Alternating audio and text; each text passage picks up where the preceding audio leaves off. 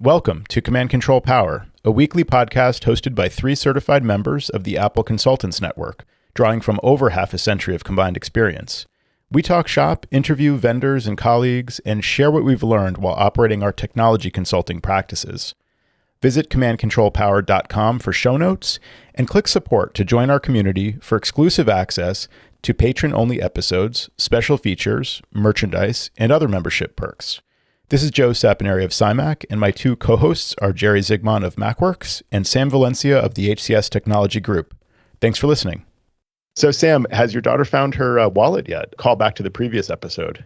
After some sleuthing, I'm sad to say that the answer is no. So we're going to have to cancel some cards and stuff, which is not fun. Teenagers aren't the best at holding on to things. Just getting into the parental discussion for a half a second, we definitely make our kids responsible for what they lose. So they don't take it very lightly if they were to lose something. I think that's so key, man. I've had countless clients tell me, my kid broke another iPhone, so I bought them the new one and they broke that one. Well, you keep buying them new stuff. Like every time they want a new phone, they just break it. It's like pretty much how you're training them to behave. So exactly, man. It's just so funny how many people have that policy of just like, well, you're going to get a brand new one. I mean, at least give them the hand-me-down at that point. Exactly. It's like at worst, best case scenario. I recently bought a couple of AirTags. I carry my bag in the coffee shop more lately for some of those admin-focused work sessions and carry my bag with me, and I don't want my bag to go walking off. I'm going to kick myself if this ever happens and I didn't have the AirTag in it, right?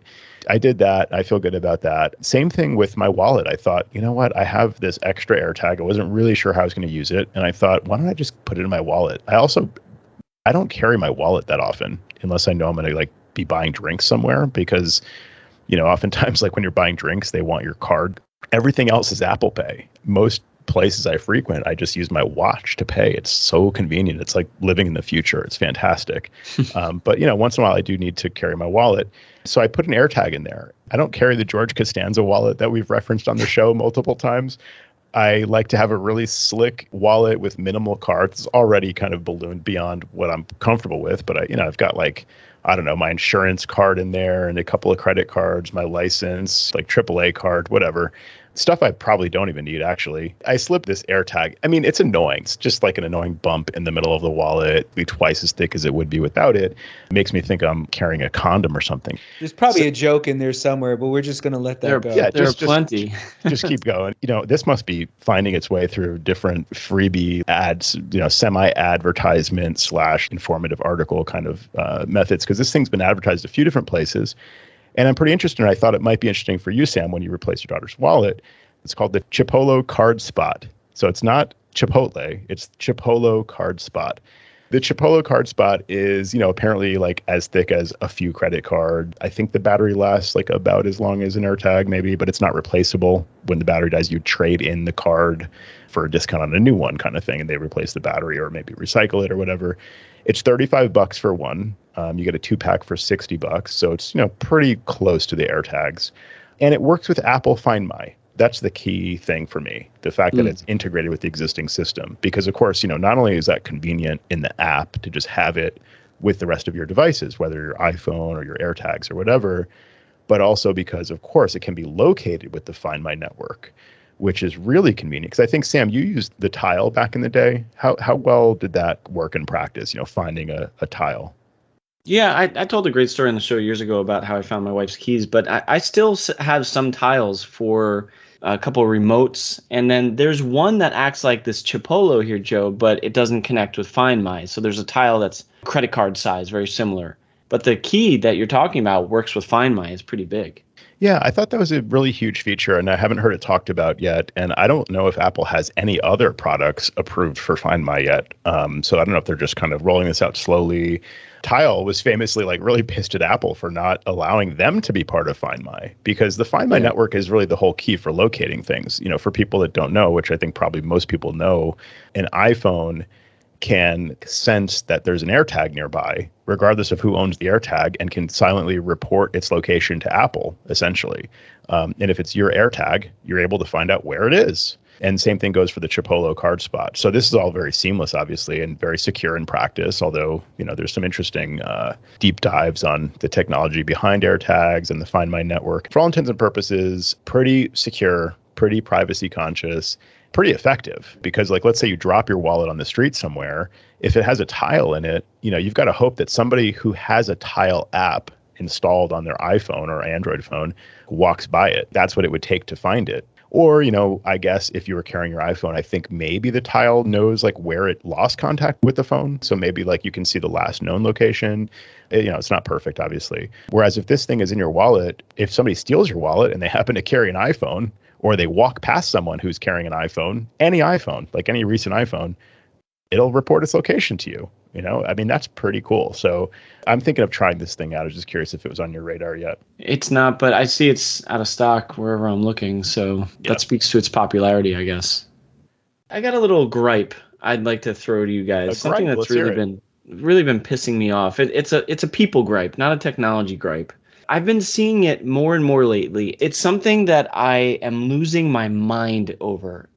I communicate with an end user that has a question, right? Simple enough. They ask me a question. They're having a problem with this or that. And in my reply, I'll usually have a statement, or I can set up a time, or I can do this. And then another line that speaks to, have you tried this, or can you give me this information? And over again, there are a couple of repeat offenders. They will reply to that first line and completely ignore everything else that I've asked of them. Right. And I've gotten to the point where I'm repeating it, and I'm just like, I can't even understand why. I know they're seeing it. So now I've gone to the point where before I answer their question, I have to put that statement at the top of my email. And then at least they're reading that statement first, and somehow magically they're able to then reply, well, some of the times, to that. And this happened to me today, which is why I'm so hot about it, because I'm just extremely frustrated. The person was, I don't want to say stupid, but yeah, they were pretty stupid. I was having a struggle. At that point, when you're proven to be a dimwit and you can't answer my basic questions, I'm getting pretty hot under the collar. And so this is what I've been saying for years, Sam. I'm dealing with it a lot lately, and I just don't understand it. Is it a lack of the ability to focus on an email and just you see the one thing and you quickly reply, or what? I read emails fully before I reply to them. I do too, and I think that's the exception. I think that a lot of people are just winging it, and they're overloaded, or they feel or think they're overloaded. I don't have time for this. I'm just going to quickly respond, get it out of the inbox kind of attitude. Or, lowest common denominator, easiest possible option. If you offered them an option, we can connect and I'll help you with it, they're going to take you up on that, regardless of where it is in the email, regardless of what prerequisites you might have set. I think you need to have an end user email reading, comprehension, confirmation, license agreement thing. You give them the first part of the email, you need to try this, this, and this, and then you need to click here. Yes, I have tried these things that you listed here above. And when they click that, then they have the option to schedule time with you. It's like a multi-factor authentication for your second answer. Right. Exactly. I had one. Well, here's an interesting thing. See if you guys can determine what this is just from very little information. So the client says, I had a light colored box in the middle of my screen. I'm in Photoshop. I'm trying to do design work. I can't do it because the middle of the screen has this light area and everything else is dim around that. And I'm like, I don't know. That sounds weird. What is this? So it didn't ring any bells for me. I don't know if it's ringing any bells for you guys. She sent me a screenshot of it, or a photo of the screen. Now, it had cropped out part of it, so it was just but I could still see, I saw her screen, and I saw how the middle of the screen was this normal lightness colored box, and then everything else around that box, I could still see the contents, but it was dim. Have you guys seen anything like that? A dialogue is supposed to be there or something? I was thinking along those lines too, some shadow of something or some ghost image kind of thing. I'm like, what is this? So even seeing the screenshot, I didn't know what to suggest. So I said, of course, have you tried restarting? Or please try restarting and let me know if it's still there. I'm like, obviously, just try restarting. It's so simple, So she writes back, I tried restarting and it's still there. I'm like, well, this is weird. It sounds like a hardware problem then, or maybe some weird software she installed. I don't know what this is. I've So seen weirdness with accessibility feature enabled and something like that. So that's where I probably would have headed first. Exactly. I mean, I was thinking could be accessibility, could be stuff like that. So, but like try restarting, see if whatever it is that you did like goes away, you know, and like then I can. So sure enough, we schedule an appointment, connect with her, take a look at it. And as I start to look at the screen, she says to me, trying to do a screenshot, video recording, screen recording. Aha. So I look in the menu bar and sure enough, there's the stop button. You know how they have like the record button and then like stop? Yes. You ever do like a video recording? Yeah. Mm-hmm. So you can drag an area of the screen to capture. That area becomes the light area that tells you as you're recording your little screen recording, that's what's being captured, you know? And so that's what she had done. So after I solved it, I'm like, well, that was crazy. This is weird. You know, here's one in case you guys see it. Told my team. Judy pointed out, does that mean she didn't try restarting? And I'm like, yeah, actually, that's a great point. I tried restarting and it's still happening. I'm like, no, you didn't, because this definitely would have stopped the screen recording. So that's just a lie. Or like, I don't know, you thought you restarted, like you tried to restart and that's an annoying one that I don't know if we'll ever get around. You know, clients just like saying they did something or because like you're always going to provide some steps and half the time they're probably going to work, but getting the people to actually follow the steps. I was thinking today, I think sometimes people try, it's like a potpourri kind of thing. Like they find a website that says, here's how to solve this issue. And they'll tell me like, well, I tried most of those things.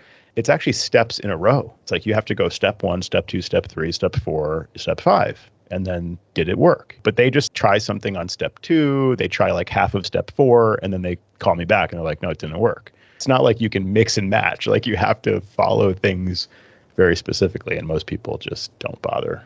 Right. And in a lot of cases, this is just a time suck that you're not going to probably bill them for. I'm billing them, especially a company. I'm billing the company for that. That's not my problem. That I literally gave her the solution and she didn't try it.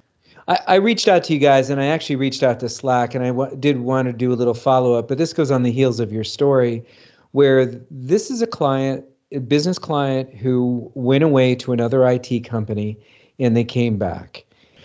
We're back. We're doing IT support for them. So when he calls, he picks up the phone. It's just one of those clients that you have in your portfolio where you dance. You know what I mean?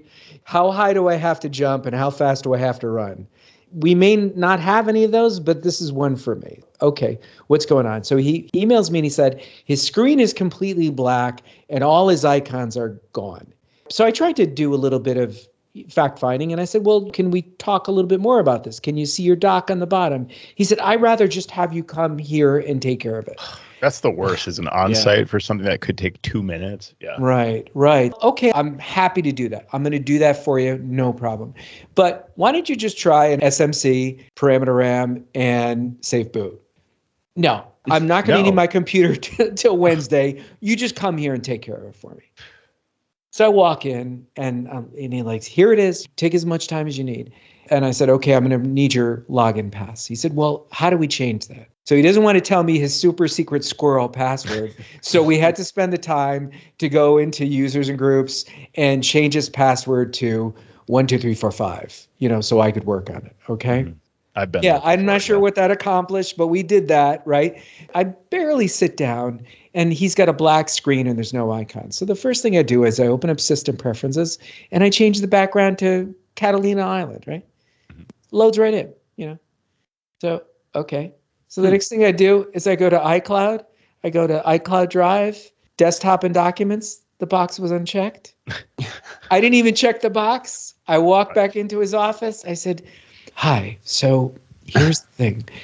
I don't know how it got black, but I just loaded the background picture to and I'm speaking in hushed tones. And if we go into iCloud and we look at your desktop and documents, that was unchecked. So watch what happens when we check it off. So, oh, wow. Oh, I'm sorry I had to make you come out for that. But I was just working and all of a sudden this happened. And I said, well, geez, I really don't know, because I don't think there's a keystroke for turning off desktop and documents and at the same time simultaneously setting your desktop to all black. But, I didn't say that. Yes. And I went like, hey, no problem. This is why I'm here. Thank you very much. And walked out the door. This is why you got to charge for everything you do. You have to. But I'm not feeling good about this. I'm not feeling warm and fuzzy about this. Who cares? I mean, honestly, you got to get paid. Like, I hope you charged a 1 hour minimum at least for the on-site. I'm going to send him the Sam Valencia. This is what I would have charged you, but my buddy who owns a restaurant, but I'm going to do this gratis. This is billable, man. No, this is billable at the full rate for 1 hour minimum. I mean, I don't know what your minimum is. Like, some people might have a 2 hour minimum, He's the one who insisted you come there. I mean, you could, like, come on, give me a break. That's... All right. It drives me nuts. Thank you for talking me off the ledge. Please he's charge getting an invoice. Yeah, and you could put my name on it if you want. Like 1 hour minimum, Questions? Talk to Joe. Exactly. Right. Does all my billing. Cymac does all my billing. I think I need to say this every few episodes. Charge for all the little things too. I was on that phone with the client, realized it's a screen recording thing. Okay, that's a 15-minute charge. That's my minimum. I probably connected with her for 7 minutes or 5 minutes or something, whatever. I'm charging the 15 minutes because that's how I make a living. Their company's getting paid for whatever they do. I tried to save them money, and you tried to save your client money. You did right by them by providing some free guidance. And they were too busy. They prioritize their time over money. So let them spend their money then. That didn't take too much convincing, Jerry. So we got you. That's going in the right direction. You're learning.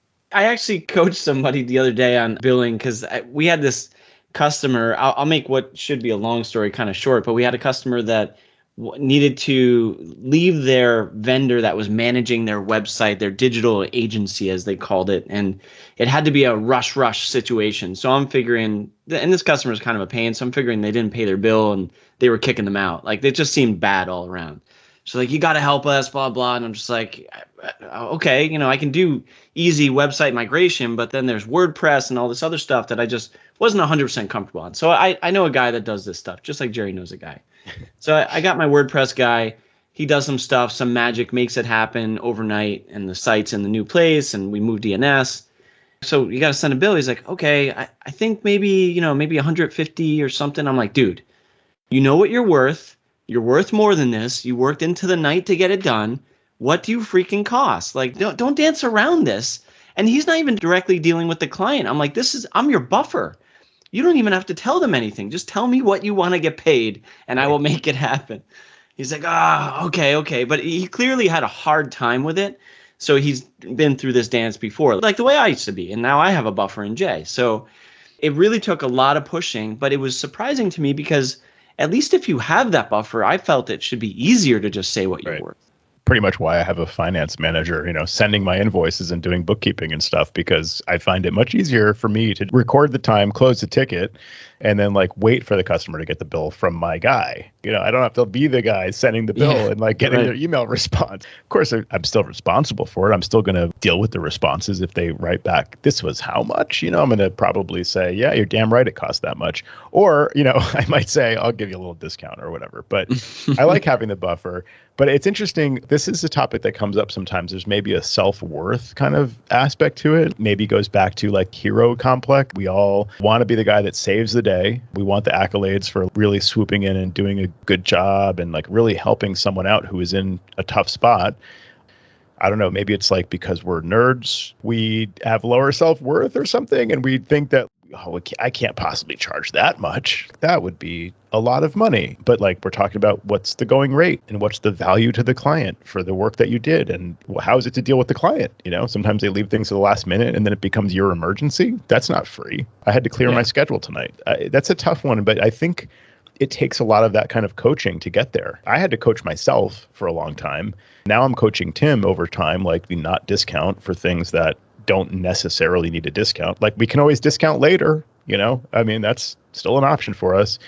So we've had this conversation on the show before too, but I think it really is a good thing to practice doing. I'm going to send the invoice for 15 minutes. It was only 5 minutes, but I'm going to send the invoice for 15 minutes. That's my minimum. And I helped them out. And I was available when they needed me. If they want me to be available next time, somebody has to pay me. Somebody has to pay me for being here. I like it. You're showing your self-worth, Joe. That's what we have to do, man. It took some time for me to really understand that I had that kind of value and that we all do have that kind of value. Especially as you see people in other industries that, not necessarily technical, but that have to have a skill to do their job, whether it's plumbers or electricians. They're expensive, but I can't do that. I've tried. I've failed miserably at that. So I know that they're worth the money. Right. Exactly. Unrelated to tech, we've been having a little trouble with our cat. We love our cat. We got a wonderful indoor cat. And she's been having trouble keeping food down, right? This has been a recurring thing, and some days are better than others. So we recently sent her out for tests. And so this included 2 x-rays and blood work, 1 round of blood work. Guess how much? This is like a country doctor. This is not fancy pants Norwalk or Stamford, Connecticut, high-end doctor for people who have hired people to pick up the dog's business. I'm going to say 1,800. Oh, wow. No, then I got a deal. I was just going astronomically high. Yeah. They asked 7. We had them look at the bill again. Oh, wait a minute. How did you say that? This is interesting. What's the technique? Well, I basically threatened my wife and I said, look, do you want me to talk to them? She's like, no. No one wants that. Yeah, right. Exactly. She's like, no, I'll take care of it. We asked them to look at the bill. That's just an interesting phrasing. Like, I feel like that could work in a lot of cases. In my other life, when I was involved in this family tool and die business, we used to use that phrase quite often. Sometimes if we had a subcontractor that charged us too much, that would be the way we would get our conversation going is, we recently received your invoice. Could you have another look at that again? That's a kind of a gentle way to open up the conversation. I like that. It is. It's neutral. It's like, could you look at it again? Because sometimes it does take a look. It's like, oh yeah, whoops, there was an extra hour in there. Right. I shouldn't have been, whatever. Yeah. But in all our cases, we'd be like, nope, that looks good to me. As a matter of fact, you're getting a deal. Right. Exactly. Actually, it was too low. Yeah. We added on something that we forgot to include earlier. Well, Sam, thanks for acknowledging my sense of self-worth as I charge what I am supposed to be charging for the work that I'm supposed to be doing. To knock myself down a couple notches here, I have a couple of I should have known this segments here. So you're climbing off your high horse. Yes, climbing back down. Yeah, exactly. Yeah, okay. My HomePod stopped responding properly. Like, I a lot of times, like, I'll put on some ambient music while I'm working, and I'll just like bring it up in the music app on my phone and just hold the phone near the HomePod. Cool feature. Like, it just sends the music over to the HomePod very easily. And I might then play something else on my phone, like a podcast occasionally as well. Usually not when I'm working. It just gets buggy sometimes, and some of that handoff stuff doesn't work. I'll like hold the music app up to the HomePod, and I'll just get a screen that kind of has like placeholder graphics and stuff, and it'll just say no alarms. It's giving me the status of the HomePod. It's just really weird. So weird behavior like that. I'm like, let me reboot the HomePod. I should have known this is, how do you restart the HomePod using software? And if you can avoid looking it up and just give me a sense of like where to go, that would be great. Because I had to look it up eventually. Well, I don't own a HomePod, but are there any buttons on the HomePod? Is it a button combination? That's a great question, because the first thing I did was like place my palm on the top of the HomePod. I'm like, maybe if I just hold my hand here for a while, just like palm the top of the HomePod. Like, she's like, Joe, I cannot breathe. So I would think to go to the Home app and go into the HomePod, and there's a settings option in there. I think in there you can restart. Well, yes, except I got that far and I couldn't find it. I went into the Home app, click on the HomePod. I try this on my iPhone, my Mac. I'm looking at the configuration of the HomePod. I'm in settings for the HomePod. I thought there was a restart option there, right? So I see this. You have an option if you scroll all the way down, because so first of all, you tap on the device, then you tap on the little gear icon, right? Then you can scroll down. You have the option to reset the device. You don't have the option to restart the device. So I'm like, I don't want to reset it. I'm not trying to like erase it. I just want to reboot it. The thing that I should have known is you have to go into reset and then select restart. It's a weird place to put that, I thought. It's not discoverable. Right, exactly. Because I'm like, I'm not going to tap reset, but that's what I needed to do, was tap reset, actually. That's a good one. Isn't Apple TV like that as well? Like, you have to go into the reset menu and then there's a restart? I think that's kind of the theme now. They decided at some point to bury that stuff, because so if you go in, it's just like on the iPhone, settings, general, it used to be reset. And then you had some options in there, like you could reset a little bit or you could reset all the way. Now you have settings, general, transfer or reset iPhone. And then in there you have reset. And then in there, after you tap reset, then you have all the options. Reset all settings, reset network settings, remove all cellular plans. There's just different options in there. So you kind of have to be like bold enough to tap reset and then like see what happens. And that's where you get more options. Like this is where Apple used to put the 3 dots. If there were going to be more choices on the next, after tapping this option, you're going to be prompted for something. In the past, they would have had the little ellipsis there. It should say reset ... And then I would know like, okay, there's going to be a double confirmation, first of all. And also like there may be some options buried in there, but they don't do that. So you have to kind of know like to go into reset and then look for the additional options there. So here's one I should have known this. I had mentioned this on an earlier show where I had said that I could be in any app, but mostly Safari. And all of a sudden, without warning, the screen would zoom. And I had no idea what was doing this. And I was positive that I had gone into trackpad, made sure that there was no feature enabled. And sure enough, the other day, it happened again. And I'm like, what the hell? So I go into trackpad and I had smart zoom enabled for my MacBook Air. And it was like, I felt like such a dummy because it's basically a double tap with 2 fingers will give you like a little spot zoom and double tap again, it'll zoom out. And that has been bugging me. It didn't happen that often, but I just felt like I had some sort of a psychotic break and had forgotten that or something. And I had visited, this person wasn't a client, but I was buying a gift certificate for my wife.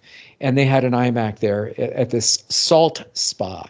What opened up the conversation with the owner was she was sitting behind her desk. And this was so funny. The clear plastic screen protector that they have on the iMac when they first ship it. Oh, no. Yeah. She had been using it and she said, well, the reason why I have it is, we have a lot of salt that's airborne in the air. And I didn't, want to sort of glaze up the screen. So that made perfect sense. I said, well, they make screen protectors for this. You can buy this for your 21-inch iMac. And she said, oh, well, thank you very much. By the way, she goes, once in a while, this thing will zoom. Do you know how to do that? I'm like, no, I have no idea. But if you find out, you call me and tell me too. So ironically, just today, I was in the area and I popped in there and I said, guess what? And she didn't really remember. And she's like, oh, okay, thank you. It'll do it with the mouse as well, except that the gesture is a little different. But you can't go into the trackpad because she has no trackpad unless she was using the magic one. So we had to go to the mouse setting and we disabled it there. And she was very thankful. Well, I got another one. I should have known this too. I had a client ask me about her Synology. It's a new file server for her. Previously, she was using an iMac that had an external RAID attached and using that like as a server for the other computers on the network. And we said, you're really due for like an actual server. You need more space and you've got like multiple client machines connecting to it. So we set up a Synology. Months go by, I checked in a few times, seemed to be working fine. The client is sort of like no news is good news kind of thing. She'll let you know if there's a problem, but otherwise you don't hear much. So I followed up a few times and got a call scheduled so we could just check in and say like, how's things working? How, like, what are your plans for this year and stuff like that? I know she needs a new laptop and so on.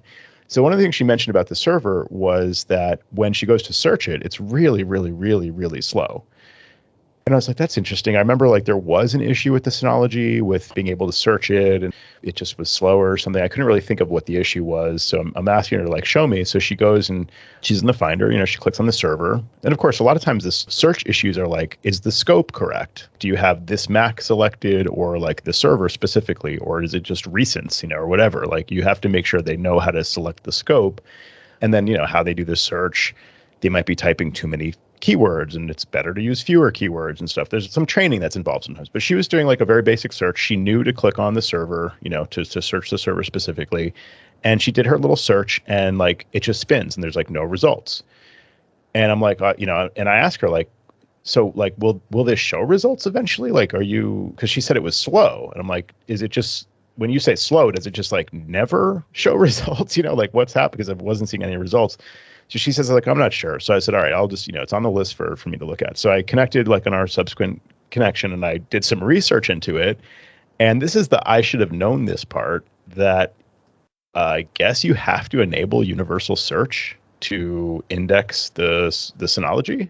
Oh, like wow. In the control panel. Yeah. Like it's not part of the initial setup. By default. Right. It's not on by default. Yeah. And it's like, how have I not encountered this before?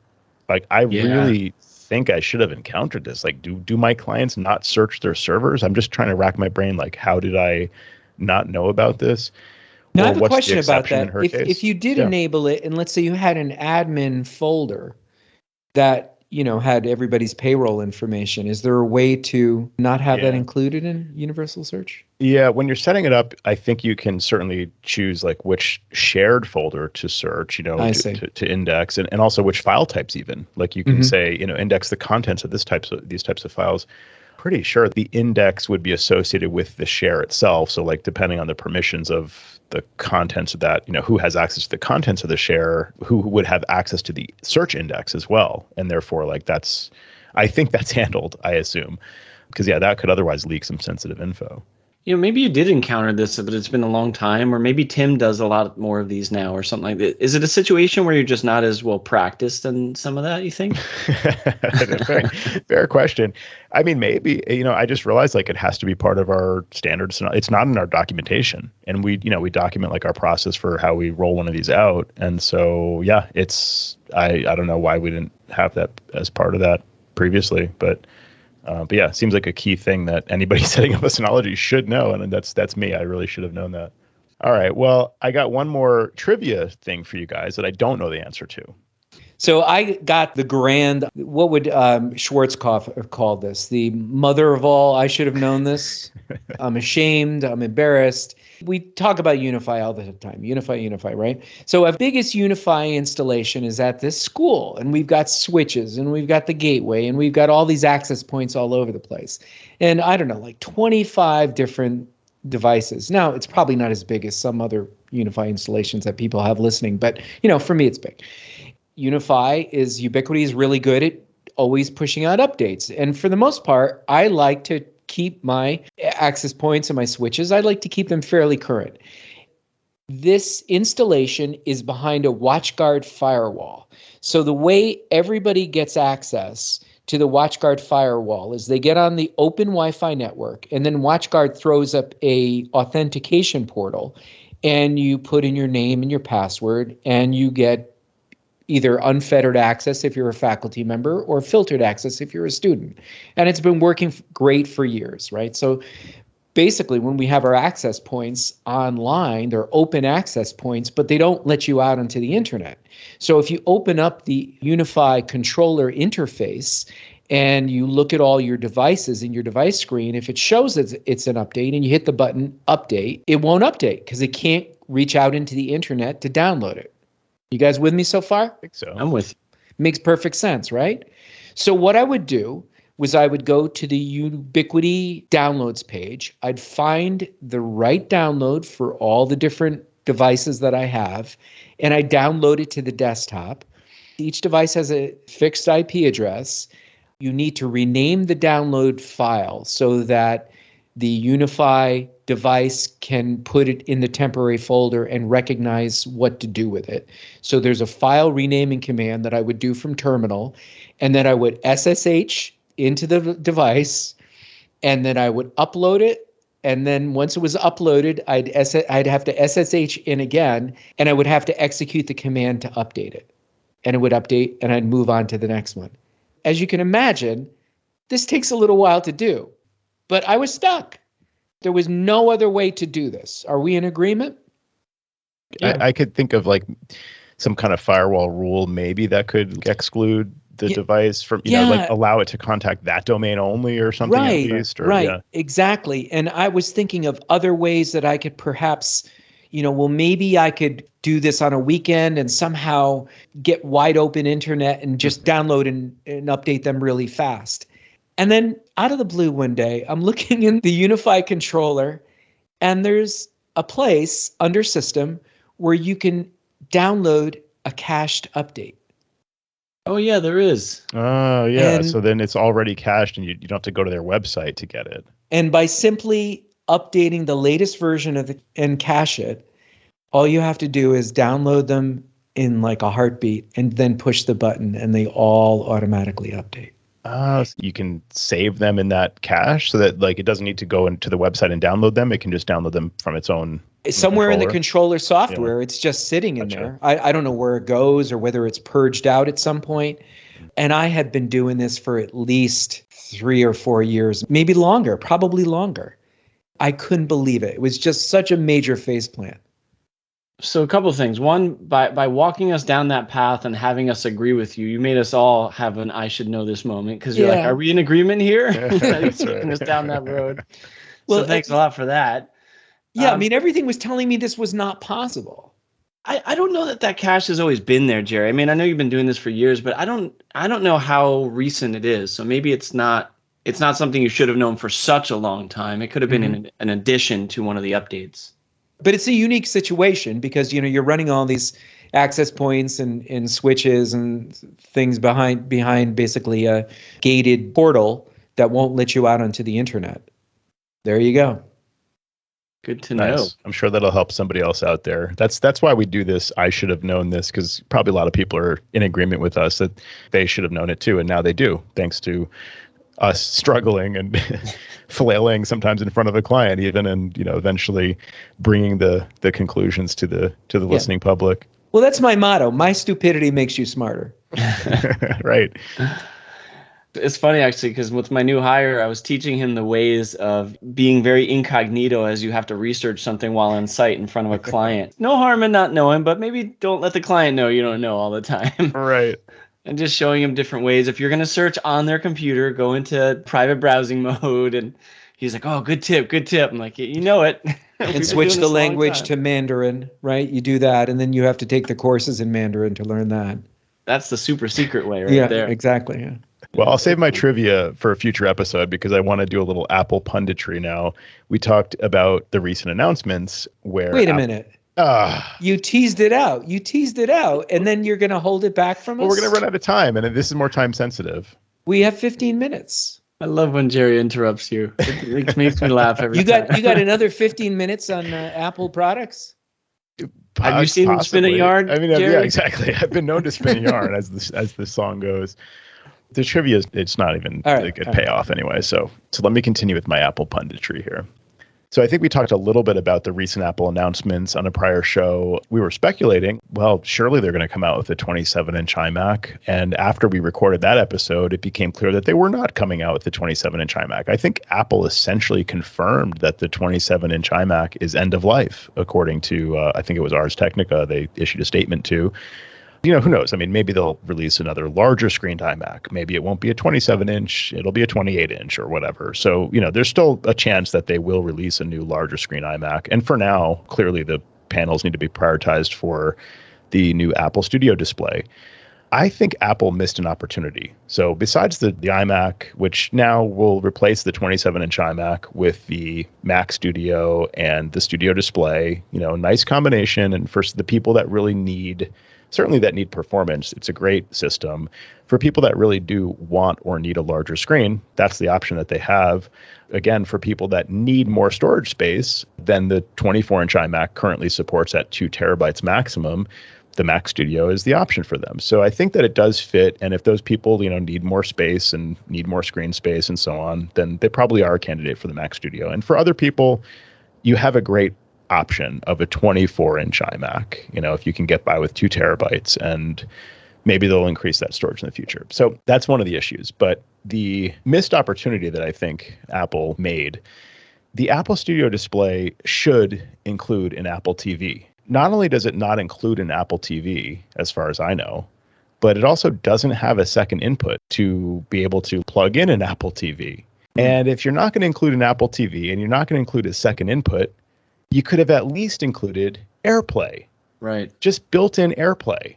My use case is that I have a beautiful Dell screen. It's a 27-inch panel. It's got some great features. I don't know all the specs offhand. I just know that it looks great. I did the research, identified it, bought this one.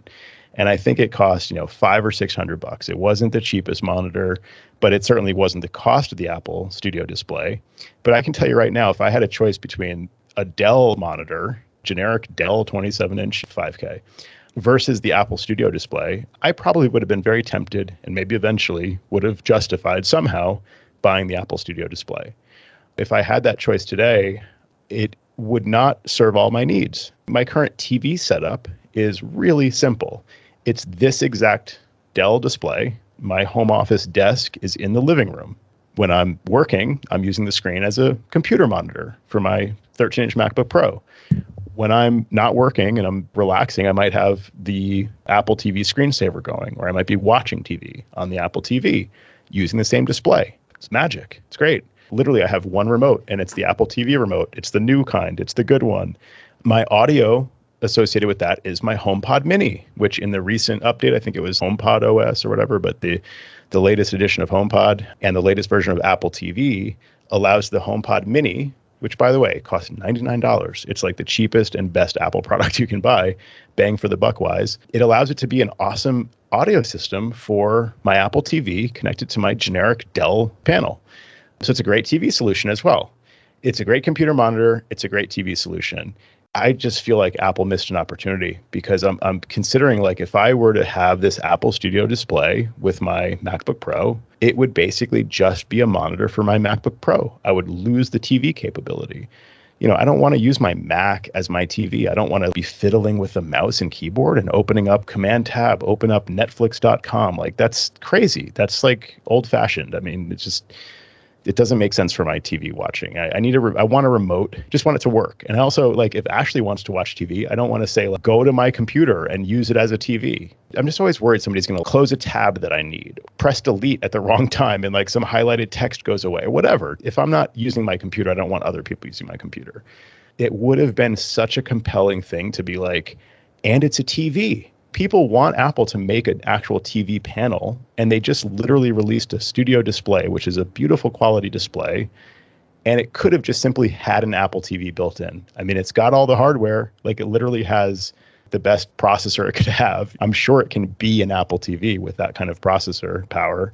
I'm just surprised they didn't do it. And I thought about it after the fact, and I'm like, if I thought about this option and I thought how convenient it would be, I mean, I'm sure they thought of it. Like, why wouldn't they include that? Here's another punditry speculation here for Apple. I could see them making a 30-inch, like an Apple TV 30-inch. That's what they would call it. It would just be an Apple TV panel that has the Apple TV features built in, and it's just like a 30-inch screen. And that could also be your computer monitor. They can make a larger one. They can make a 40-inch, whatever they want. It could be your computer monitor, and it could be your TV. I mean, am I the only one that would benefit from that dual use kind of scenario? Mm-hmm. I feel like that would be so convenient. No? Mm-hmm. Mm-hmm. I'm the only one. Sam, do you mind if I go? Joe, this is a very self-serving rant. Let me tell you right now. And I know you're not going to like what I'm going to tell you.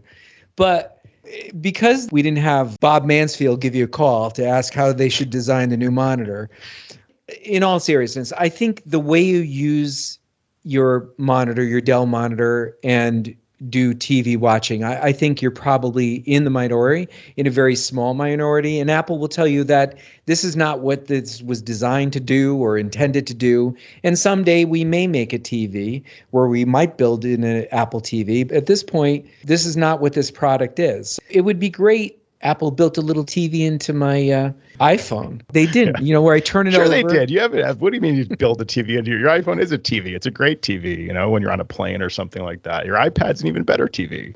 But here's what we're going to do. Sam and I are going to start a GoFundMe for you, Joe. And we're going to get our listeners to contribute. And we're going to get you a TV, big boy TV.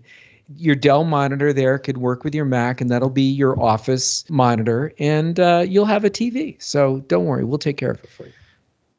Thanks. Yeah, I don't know. What do you say, Sam? I won't go full Jerry on this one, but I will say that there are some use cases for a dual use there, not just Joe's van down by the river. But one of the pieces that I think Apple does well is probably see this monitor in 2.0 form, and they'll have some features that you want, and then people who already bought version 1 will want version 2. There's already features that we know that they could do, like the higher refresh rate or variable refresh rate and stuff that's already been identified by other legitimate Apple pundits. It doesn't mean that they shouldn't include some other compelling. I guess maybe to your point, Jerry, and both you guys are saying, like, it's not that big of a feature, I guess. So well, they don't want you to use it as a TV either. I mean, it's very clear, like you said, because they could have easily put in the chip and given it AirPlay capability. The writing's on the wall, just like we think that the 27 isn't coming back. It's interesting. When you started this conversation, I thought you were going to tell me, even with a basic configuration for a user, 32 gigs of RAM and a 1 terabyte drive, with the monitor, you're into like $4,000. That's a lot of money. Yeah.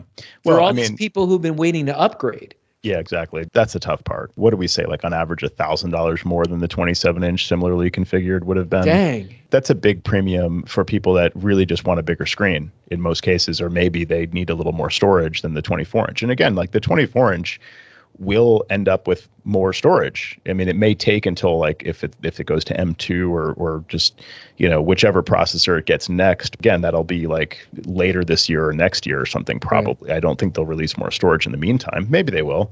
Maybe that's a solvable problem, but for people that just want a larger screen, it's pretty inelegant to say, get a Mac Mini, get this third-party monitor. It's nice to have the all-in-one option for people. We've been selling them like crazy over the years. So why would they eliminate that more entry-level larger screen option? It's surprising. I don't know. I guess for other people, they'll just get an Apple Studio display and a laptop, or they'll get a third-party monitor and a laptop. Yeah. The other thing that kind of occurred to me, I haven't heard anybody say this, and if you have heard it somewhere, let me know. It's possible that this Mac Studio was on their roadmap, and maybe there were other products that they couldn't fulfill either due to supply chain constraints or engineering. For whatever reason, they wanted to do a redesign on the iMac 27, just like they did with the 24, and they couldn't make that all happen in time, but they needed something for a stopgap, so they just accelerated the production on this other Mac Studio that was on their roadmap. I was thinking they would have released a larger iMac than a 27-inch if they were going to do something in addition after the 24, because and I think Gruber pointed out, and probably other people did too, that makes even more sense now that they changed from a 21.5-inch to a 24-inch if that's going to become the only desktop all-in-one mid-range. I mean, nobody's going to complain about a slightly larger overall system, especially if most of those increases screen. That's great. I could have seen them doing, again, like a 30-inch or 28-inch or some other size. Yeah, some speculation is, well, the panel in the studio display might have been also destined for a possible 27-inch iMac, and they just don't have enough to do both. I just think if they're going to release a studio display, it should have at least AirPlay built in. It's silly to me that Apple displays always just have one input. It's like I have to physically move the cable if I want to have a Mac Mini on my desk and then plug it into my... It just seems like it should have at least more than one input, and it should take an Apple TV as an input. Better yet, it should just build it in. I think it would be a feature that people would use. And if it doesn't include a full Apple TV experience, it could at least have AirPlay. That to me seems like it would make the most sense. Like it could just be plugged into power and you can AirPlay from across the room. I think AirPlay would be an easy thing to have in there, and why wouldn't you? Yeah. Well, that's just the point. I think that the fact that they don't have it as a feature is very telling. I don't know what they're trying to tell us, though. Like, why wouldn't they? We don't want to. That's what it's telling you. It's a secret. Yeah. Apple needs to do a secret squirrel show like we do.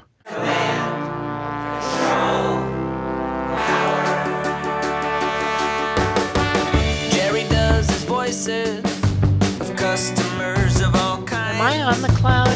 Joe spins